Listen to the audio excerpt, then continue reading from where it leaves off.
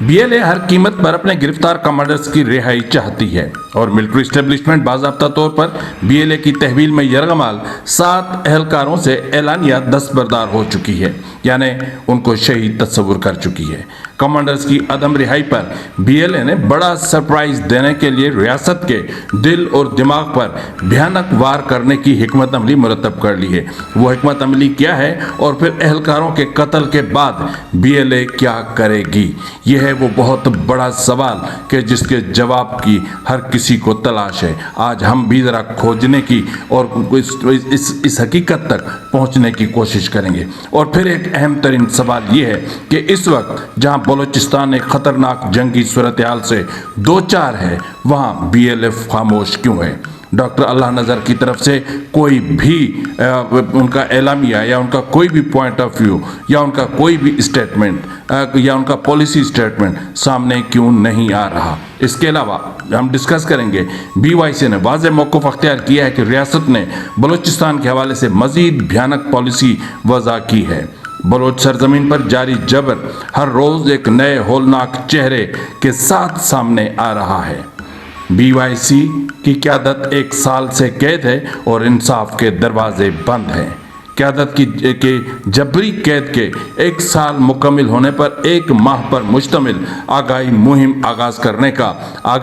کے آغاز کرنے کا بہت بڑا فیصلہ کر لیا گیا ہے۔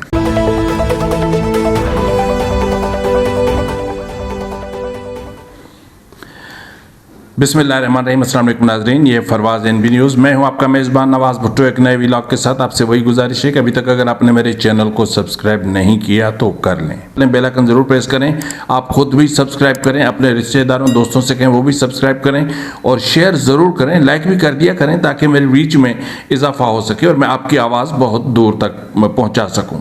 قوم کو مبارک ہو کہ جو ملک بدترین غربت سے جونج رہا ہے وہاں ملٹری اسٹیبلشمنٹ کا فائر وال منصوبہ بری طرح ناکام ہو چکا ہے۔ قومی خزانے کو کم و بیش 40 ارب روپے کا نقصان اٹھانا پڑا ہے۔ فائر وال کی وجہ سے انٹرنیٹ سست، لاکھوں فری لانسرز، ہزاروں کمپنیوں کی ڈیجیٹل سروس متاثر ہوئی تھی۔ یہ فائر وال سوشل میڈیا کو کنٹرول کرنے کے لیے 2024 میں نصب کی گئی تھی۔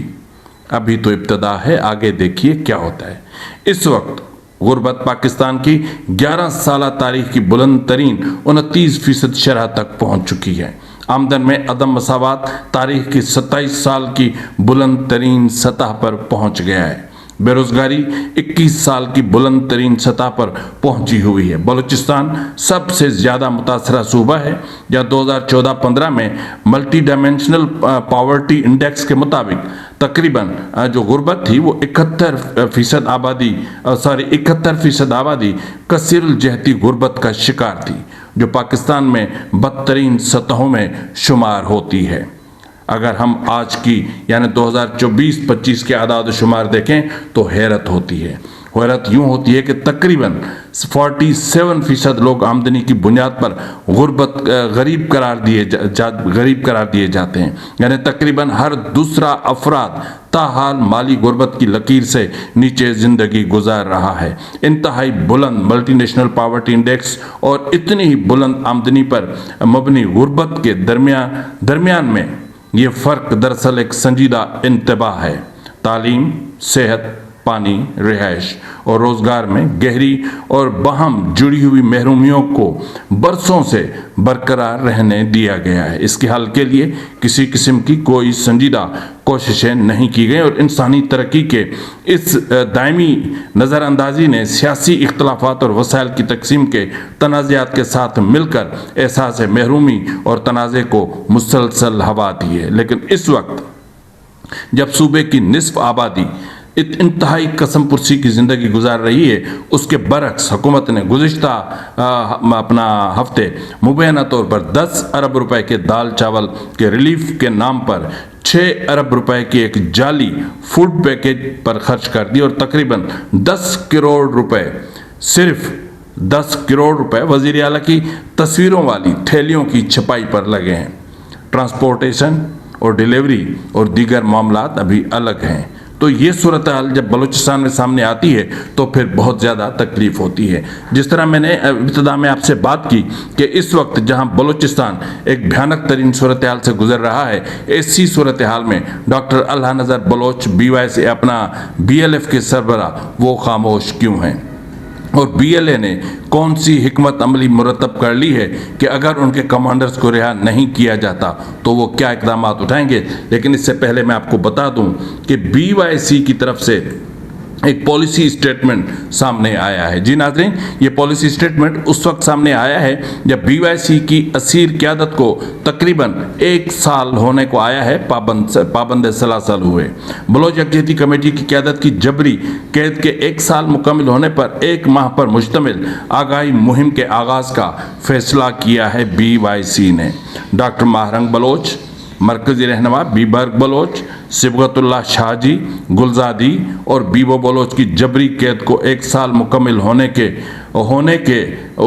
پر بلوچ یکجہتی کمیٹی 20 فروری سے 20 مارچ تک 1 ماہ پر محیط آگاہی مہم چلائے گی. BYC کے اعلامیے میں کہا گیا ہے کہ بلوچ سرزمین پر جاری جبر ہر روز ایک نئے اور ہولناک چہرے کے ساتھ سامنے آ رہا ہے. اس جبر کو چھپانے اور متاثرین کو احتجاج اور فریاد کے بنیادی حق سے محروم رکھنے کے لیے ریاستی اداروں نے سخت ترین جبری پالیسیاں اپنائی ہیں. مارچ 2024 سے لے کر آج تک مسخ لاشوں کی برآمدگی، فوجی آپریشنز، ٹارگٹ کلنگ، جبری گمشدگیوں، جبری بے دخلیوں اور جعلی مقابلوں کے واقعات نے بلوچستان کو مسلسل خوف اور غیر یقینی کی فضا میں جکڑ رکھا ہے. اعلامیے کے مطابق آگاہی مہم کے دوران social media, hash tags, art بطور مزاحمت اور اس کے علاوہ اپنا پمفلیٹنگ، ویڈیو پیغامات اور قومی و بین الاقوامی یکجہتی مہمات، کتابچوں اور پمفلیٹس کی اشاعت، علامتی احتجاج اور دیگر پرامن ذرائع کے ذریعے اپنے آواز بلند کی جائے گی تاکہ جو دنیا ہے اس کو بتایا جا سکے کہ اس وقت بلوچستان کی جو ایک اہم نہ صرف سیاسی قوت بلکہ انسانی حقوق کے حوالے سے جو ایک دنیا کی جانی مانی شخصیت ڈاکٹر ماہرنگ بلوچ بغیر کسی گناہ کے، بغیر کسی جو جرم کے 1 سال سے اپنے اہم ترین رہنماؤں کے جیل میں ہے. میں بہت کچھ کہنے چاہ رہا تھا لیکن میں کچھ زیادہ نہیں کہنا چاہ رہا، لیکن اس وقت اگر مجھ سے کوئی پوچھے تو میں یہ کہنے کے لیے حق بجانب ہوں، میں کہنے کے لیے حق بجانب ہوں کہ پاکستان کی عدلیہ کا احترام اور اہمیت کسی جرنیل کے اردلی سے زیادہ کیسے ہو سکتی ہے. کراچی میں قتل ہونے والے 24 سالہ حمدان بلوچ، وہ 2 مرتبہ اس کو عدالت میں پیش کیا گیا. 18 فروری کو اسے دوبارہ پیش کیا جانا تھا، لیکن 18 فروری کو ان کا ڈیتھ سرٹیفکیٹ عدالت میں لایا گیا اور بتا دیا گیا کہ وہ ایک مقابلے میں مارا گیا ہے.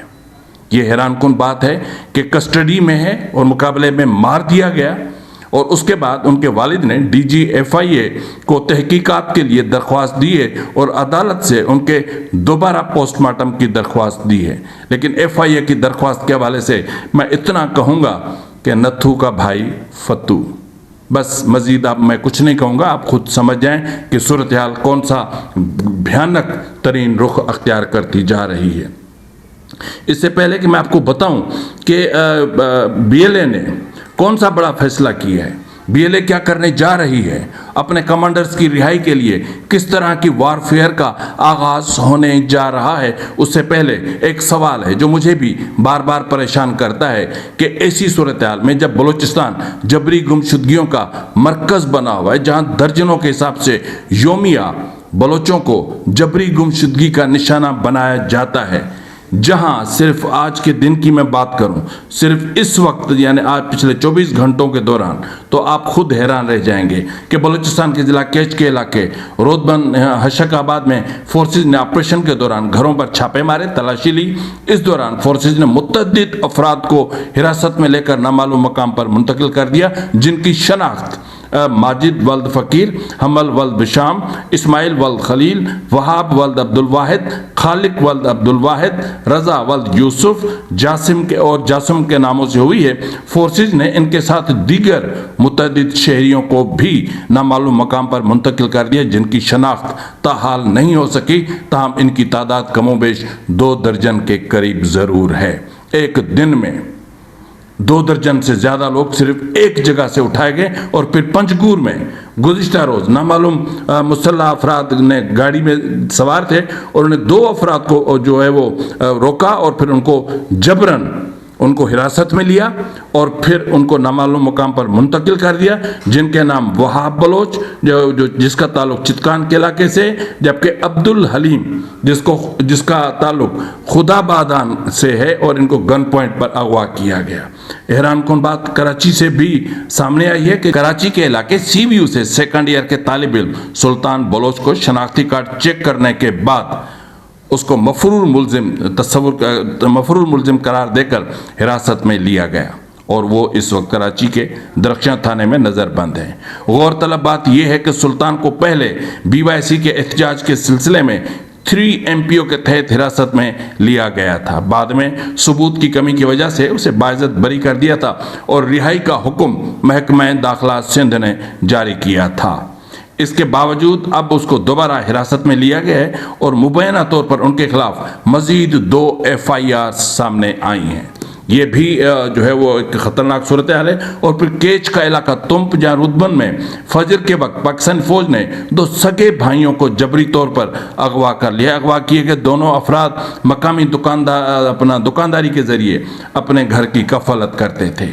ये एक लम्हे में, एक दिन में, 24 घंटों में इस तरह लोगों को उठा लिया जाता है कि जैसे बलूचिस्तान का बलोच ना हो बल्कि वो कोई माल गनीमत हो, वो भेड़ बकरियां हों।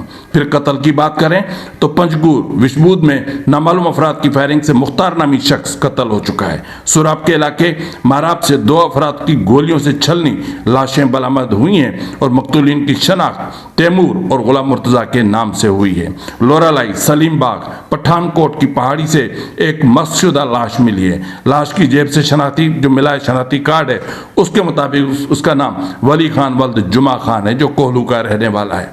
मस्तों के नवाई पहाड़ी इलाके से एक ऐसी लाश मिली है जो पिछले 1 हफ्ते से वहां लावारिस पड़ी थी और आज बिलाखिर ईदी वालों ने उसको उठाकर और फिर हॉस्पिटल मुंतकिल किया है। तो ये जब सूरत हाल मेरे सामने आती है तो फिर BLF के सरबराह डॉक्टर अल्लाह नज़र की तरफ से कोई भी या फिर BLF की तरफ से कोई भी पॉलिसी स्टेटमेंट सामने ना आना तशवीशनाक तो होता है। तशवीश तो होती है कि क्या BLA और BLF के दरमियान कोई इख्तलाफात हो गए हैं या BLF इस हवाले से कोई अलग हिकमत अमली मुरतब कर रही है।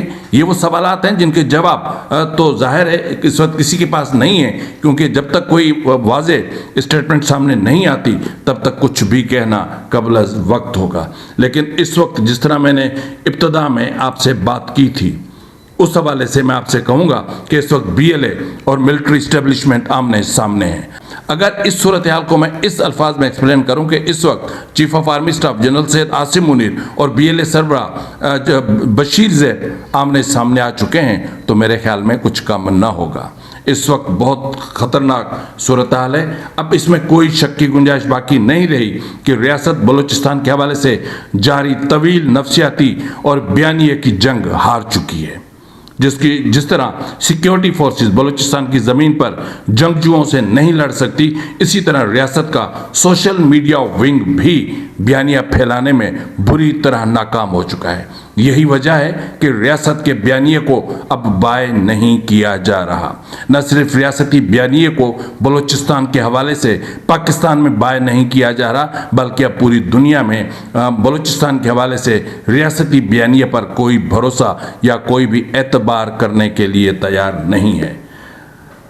अब आगे अगर हम चलते हैं तो फिर इत्तलात ये हैं कि कमांडर्स की अदम रिहाई जो ऑपरेशन हीरोफ के दौरान कुछ BLA के अहम तरीन कमांडर्स जो इस वक्त मिलिट्री इस्टेब्लिशमेंट की तहवील में हैं, इसके हवाले से ये है कि कमांडर्स के अदम रिहाई पर BLA 2 महाज खोलेगी, जिसमें एक वो नफ्सियाती जंग کو مزید شدید کر دیں گے، اور دوسرا گوریلا وار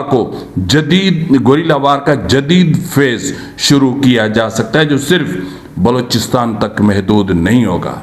اب جو معاملات شروع ہونے جا رہے ہیں وہ بلوچستان کی سرحدوں سے باہر نکلتے دکھائی دے رہے ہیں۔ ملٹری اسٹیبلشمنٹ نے واضح پیغام دیا ہے کہ وہ فوجی جو BLA کے ہاتھوں اغوا ہوئے وہ خود کو شہید سمجھیں۔ ہم BLA سے کوئی مذاکرات نہیں کریں گے۔ ریاستی نمائندے جان اچکزئی جو کہ وزیر اطلاعات بلوچستان بھی ہیں، انہوں نے واضح طور پر لاؤڈ اینڈ کلیئر پیغام دیا ہے کہ دہشت گردوں سے، انہوں نے ٹویٹ کیا ہے کہ دہشت گردوں سے مذاکرات نہیں کرنے چاہیے، وہ ہمارے فوجی ہی کیوں نہ ہوں، ان کے حوالے سے نہیں کرنے چاہیے۔ سپاہی کی ملازمت میں تمام خطرات شامل ہوتے ہیں، یعنی شہید ہونا اور یہاں تک کہ دشمن کی صفوں سے اپنا باہر پکڑا جانا، یہ بھی ایک ان کی ڈیوٹی کا حصہ ہوتا ہے۔ مجھے اب بھی یاد ہے کہ کس طرح 35,000 یا پھر 3,50,000 افغان فوجیوں نے طالبان کے سامنے ہتھیار ڈالے تھے۔ تو جناب اچکزئی صاحب کو یہ یاد نہیں ہے کہ پاکستان کے 93,000 وہ جوان کہ جو اسلحہ کے ساتھ لیس تھے اور جنرل AK نیازی کی قیادت میں انہوں نے جا کے وہاں سرنڈر کیا تھا۔ 93,000، یہ میں انسانوں کی بات کر رہا ہوں، میں ان فوجیوں کی بات کر رہا ہوں جو ویپنائز تھے۔ بہرحال درست فرما رہے ہیں کہ جو کچھ ہونے جا رہا ہے وہ بہت ہی خطرناک ہے۔ ایک طرف جہاں اہلکاروں کے رشتہ داروں کی طرف سے ریاست اس وقت شدید دباؤ کا شکار ہے، وہاں بلوچستان میں موجود جو سپاہی ہیں، جو بلوچستان میں ریاست کی جنگ لڑ رہے ہیں، وہ ڈی مورلائز ہو رہے ہیں، ان کا مورال زمین بوس ہو چکا ہے۔ اس وقت اگر ڈس اون کیا جانا خود ملٹری کے لیے، ملٹری اسٹیبلشمنٹ کے لیے بہت بڑے پیمانے پر بدنامی کا سبب بنا ہوا ہے، بڑے پیمانے پر جو ہے اس کو تنقید کا نشانہ بنایا جا رہا ہے ملٹری اسٹیبلشمنٹ کو۔ ایک بہت بڑی جنگ ہمارے ہمسائے ایران میں چھڑنے والی ہے، اور ایران میں جنگ کے بلوچستان پر بہت گہرے اثرات مرتب ہوتے ہیں، کیونکہ بلوچستان کا طویل بارڈر ایران سے لگتا ہے، اور بلوچ ایران کے اس طرف بھی رہتے ہیں اس طرف بھی رہتے ہیں۔ جس طرح بلوچستان کے اس بارڈر کے اس طرف پاکستان میں بلوچوں کی مختلف آرگنائزیشنز کام کر رہی ہیں، جنگجو آرگنائزیشنز کام کر رہی ہیں، اس طرح بلوچوں کی کچھ آرگنائزیشنز سرحد کے اس پار یعنی ایران میں بھی کام کر رہی ہیں۔ تو اگر یہ جنگی صورتحال پیدا ہوتی ہے، یعنی جس طرح 2-4 دنوں میں ایران پر حملہ ہونے جا رہا ہے، جس طرح جو ہے وہ ٹرمپ اعلان کر چکا ہے، تو اس حملے کے بعد ملٹری اسٹیبلشمنٹ مزید دباؤ کا شکار ہوگی۔ ایک طرف انڈیا سر پہ ہے، ایک طرف افغانستان کو ہم نے ناراض کیا ہوا ہے، اور تیسری طرف ایران اگر جنگ میں کود جاتا ہے یا ایران پر جنگ مسلط کر دی جاتی ہے، اور پھر یہ جنگ اسرائیل تک پھیلتی ہے، اور پھر یہ جنگ ایران کے اپنا مشرق وسطیٰ کے ان علاقوں تک پھیلتی ہے جہاں جہاں امریکن انسٹالمنٹس ہیں یا تو انسٹالیشنز ہیں، یا جہاں جہاں ان کے اڈے ہیں، جہاں جہاں انہوں نے اپنے مراکز قائم کر رکھے ہیں، وہاں تک ان ممالک تک پھیلتی ہے۔ تو پھر یوں سمجھ لیں کہ مشرق وسطیٰ ایک بہت بڑی بھیانک اور بری جنگ کی زد میں آ سکتا ہے، اور پھر اسی صورتحال میں بلوچستان کے حالات مزید بگڑ سکتے ہیں، اور پھر پاکستان پر بھی کوئی بہت بڑا حملہ کرنے کی منصوبہ بندی کر سکتے ہیں۔ فی الوقت کے لیے اتنا ہی، ملتے اگلے پروگرام میں، تب تک اجازت دیجیے، فی امان اللہ۔